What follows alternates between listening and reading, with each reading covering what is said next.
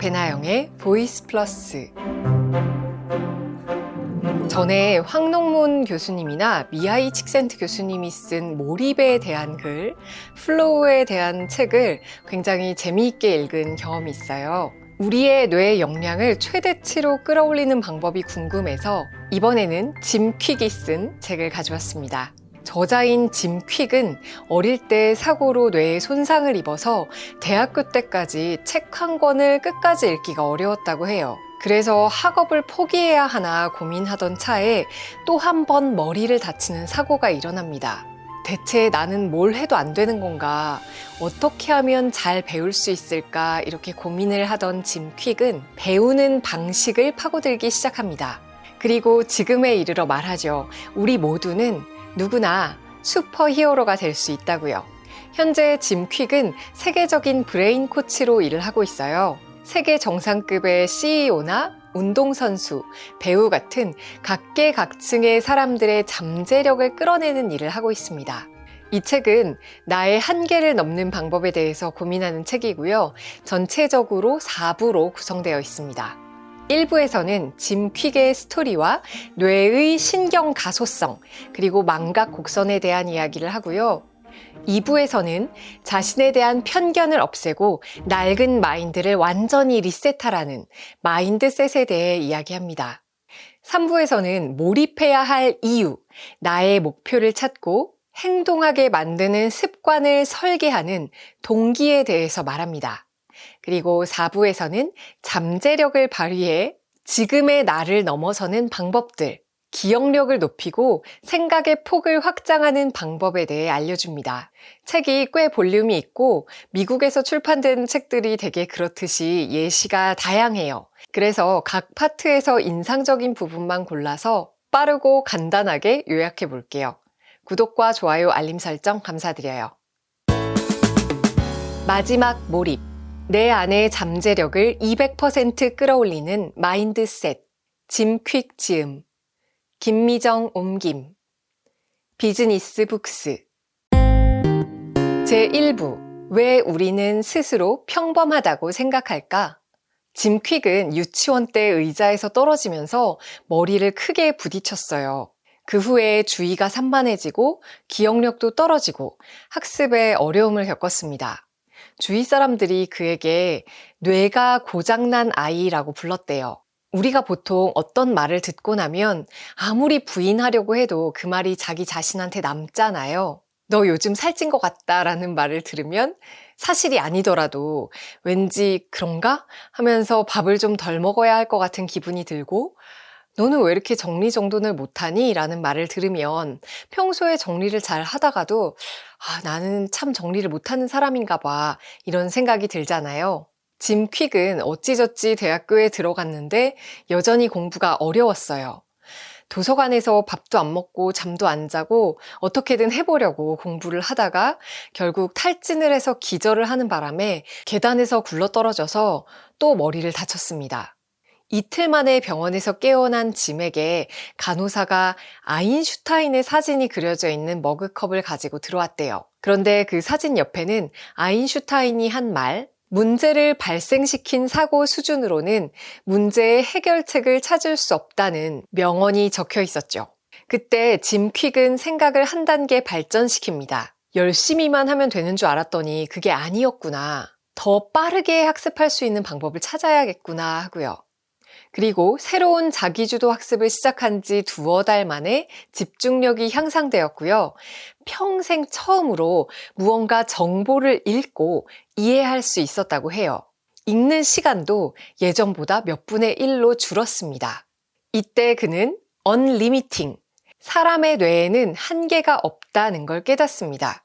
어릴 때 머리를 다쳐서 기억력도 안 좋고 내 미래는 뻔해. 나는 글도 제대로 못 읽어. 나는 다른 사람보다 뒤처지는 인생을 살게 될 거야. 이런 생각들이 그저 극복해야 할 한계임을 알게 된 거죠.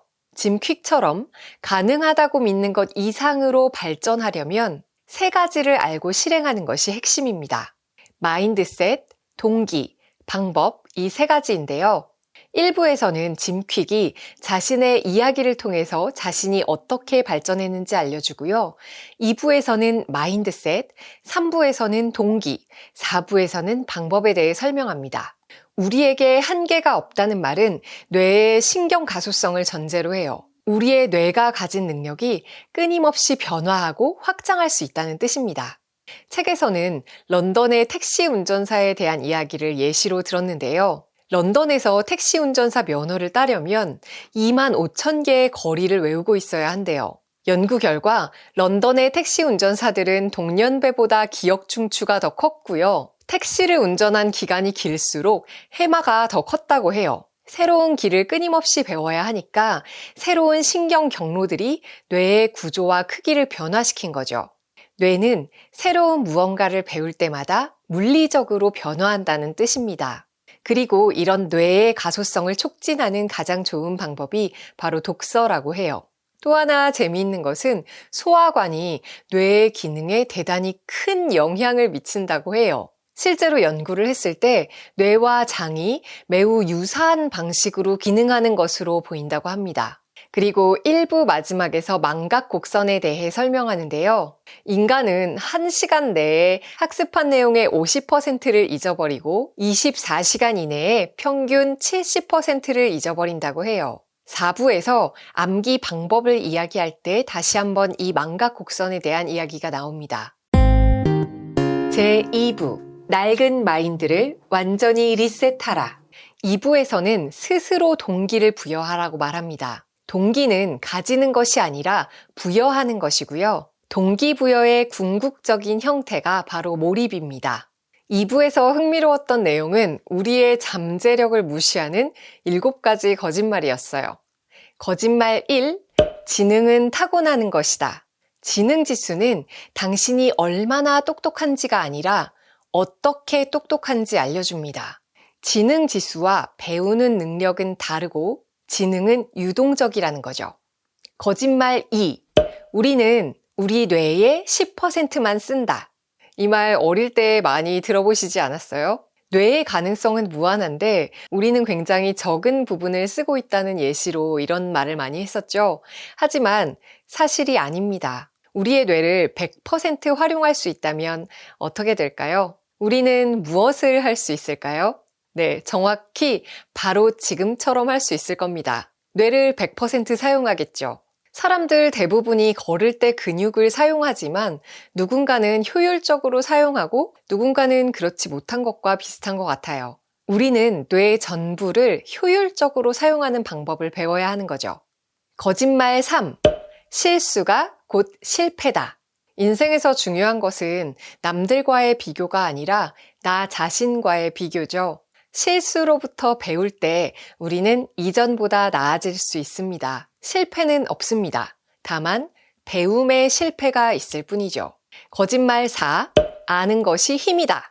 아는 것이 힘은 아닙니다. 지식이 힘을 가지려면 행동이 뒤따라야 합니다. 배운 대로 행동해야 그게 힘이 될 수 있는 거죠. 실천이 지식보다 말보다 낫습니다. 거짓말 5. 새로운 것은 쉽게 배울 수 없다. 새로운 것을 배우기가 어려울 때도 있지만 늘 그렇진 않습니다. 학습 방법을 알면 새로운 것을 배우는 게 굉장히 쉬워집니다. 예를 들어서 요리를 배운다면 나물 몇 가지를 무칠 줄 아는 사람이 새로운 나물 무침을 배울 때 훨씬 쉬운 것과 마찬가지겠죠. 새로운 학습 방법을 배우면 새로운 것을 학습하는 일이 재미있고 쉬워집니다. 거짓말 6. 다른 사람의 조언을 들어야 한다. 아이들은 걸음마를 배우면서 300번씩 넘어져도 300번 일어서면서 당황하거나 부끄러워하지 않습니다. 그냥 걷고 싶다는 생각만 하죠. 근데 나이가 들면 이게 어려워지죠. 우리는 깜빡 실수라도 하면 굉장히 부끄러워하며 그만두게 돼요. 스스로에게 편견을 가지고 있을 때는 진정한 자기 자신의 잠재력을 알 수 없습니다. 다른 사람의 기준이 나의 삶을 망치도록 놔두지 마세요. 거짓말 7. 천재는 따로 있다. 탁월함은 타고나는 것이 아니라 개발되는 것이라고 해요. 마법처럼 보이는 천재성 뒤에는 항상 방법이 있었어요. 그러니까 천재들이 연습하고 노력한 그 방법을 찾아야 한다는 뜻입니다. 이 7가지 거짓말 중에서 몇 가지를 믿고 계셨나요? 이런 말들이 바로 나의 한계를 만드는 말들이죠. 그 사실을 알면 한계를 극복하는데 도움이 될 겁니다. 제3부, 몰입해야 할 이유를 반드시 발견하라. 동기를 발견하려면 나 자신이 가장 중요합니다. 나는 이런 사람이다 라는 말에는 힘이 있어요. 예를 들어서 담배를 끊고 싶은 사람이 나는 흡연자다 라고 인정하고 계속 그렇게 생각하면 담배를 끊기가 힘들어지죠. 다이어트를 하고 싶은 사람이 나는 먹는 걸 줄이는 게 너무 힘들어 라고 생각하면 실제로 먹는 걸 줄이기 힘들어집니다. 나는 이런 사람이야 라고 말하는 건 자신의 정체성을 규정하는 행위이고 그에 따라 행동하는 자기 자신을 정당화하는 말이 되거든요. 나는 살 빼는 게 너무 힘들어 라는 말 대신에 나는 건강한 습관을 가진 사람이야 라고 말하는 게 훨씬 더 도움이 됩니다. 3부에서는 많은 자기계발서들에서 말하는 동기, 목표, 목적에 대한 이야기들이 쭉 이어지고요. 새로운 것을 배워야 뇌가 성장한다. 주기적으로 스트레스를 관리해야 한다. 잠이 보약이다. 제대로 몰입해서 일해야 한다. 이렇게 많이 들어본 이야기들을 합니다. 다른 자기계발서들과 다른 점을 꼽자면 아까 뇌와 장기가 연결이 되어 있다고 했는데 좋은 음식에서 에너지를 얻어야 한다면서 음식에 대한 이야기를 많이 해요. 그래서 브레인푸드 10가지를 꼽고 그에 대한 요리법까지 소개합니다. 약간 뜬금없다는 생각이 들긴 했지만 이것도 실천하는 사람만이 그 효과를 논할 수 있지 않을까 합니다. 제4부, 잠재력을 터뜨려 지금의 나를 넘어서라. 4부에서는 본격적으로 기억력을 증진시키는 방법, 독서를 빠르게 할 수 있는 방법들이 나와 있어요. 학습하는 법을 배우는 방법이니까 메타 학습법이 되겠네요. 어떤 이야기가 주로 나오냐면 벼락치기는 효과가 없다는 거. 장시간 한 과목에 집중을 하면 오히려 그 정보를 기억할 가능성이 떨어진다는 점. 일주일 동안 하루 이틀 정도 간격으로 반복하는 것이 훨씬 기억에 도움이 된다는 점. 이렇게 다른 뇌과학 책이나 학습 방법을 이야기하는 책들에 나오는 내용이 여기도 실려 있고요. 재미있는 방법으로는 후각을 이용해서 기억력을 돕는 방법이 있었어요. 우리가 어떤 특정한 냄새를 맡으면 아주 어린 시절의 아련함까지 그 냄새와 함께 기억하잖아요. 그거랑 비슷한 방법이에요. 중요한 시험 공부를 할 때 특정한 아로마 향을 맡으면서 공부를 하고 시험 보기 전에 그 향을 맡으면 좋다라던가 큰 회의를 준비할 때도 이런 방법을 쓰면 좋다고 합니다. 특별히 로즈메리 향이나 페퍼민트 향, 레몬 향이 좋다고 하네요. 음악을 이용한 방법도 마찬가지인데요. 분당 50 내지 80비트의 바로크 음악을 듣는 게 집중력에 도움이 된다고 합니다. 4부의 뒷부분에는 암기 방법에 대한 도움말이 이어지고요. 읽는 속도를 빠르게 하는 법 같은 다양한 학습 방법을 제시합니다. 또 각자에게 맞는 학습 방법이 나오는데요. 시각형, 청각형, 신체 감각형이라는 3가지 학습 양식이 나오고요. 저는 완전히 시각형으로 나오더라고요. 학습 방법을 이렇게 딱 3가지로만 분류하기는 어렵겠지만 일단 자신한테 맞는 방법을 기억해 두면 효과가 있을 것 같아요. 기억력이나 속독이나 생각의 전환이 필요하신 분들이라면 이 4장에 나오는 방법들을 실제로 실천해 보시면 좋겠습니다.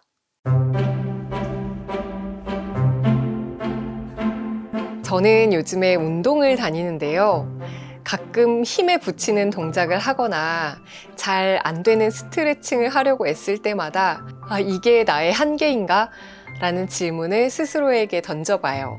만약에 내가 내 능력을 100% 활용할 수 있다면 나는 지금 100%를 활용하고 있나? 여기까지가 한계일까? 이런 질문이죠. 그러면 아무리 생각해도 아직 80%도 발휘하지 못한 것 같은데? 이런 생각이 들어요. 운동을 하는 1시간 중에서 내 능력의 80% 이상 발휘하는 시간은 얼마나 될까? 내가 가진 100% 중에서 나는 오늘 몇 %까지 썼을까? 이렇게 끊임없이 묻게 되죠. 저에게는 이 책이 그런 변화를 만들어준 것 같습니다. 한계는 없다. 우리의 생각만이 그 한계를 만든다. 저는 이 말이 참 마음에 들었어요. 보플리 여러분들도 이렇게 질문해 보시면 좋겠어요. 지금 나는 나의 100%를 발휘하고 있나? 이런 질문을 하면서 하루를 보내보면 그동안 내가 나를 너무 과소평가했구나 그런 생각 드실 거예요. 오늘도 성장하는 하루 되시길 바라요. 우리는 다음 영상에서 만나요. 안녕.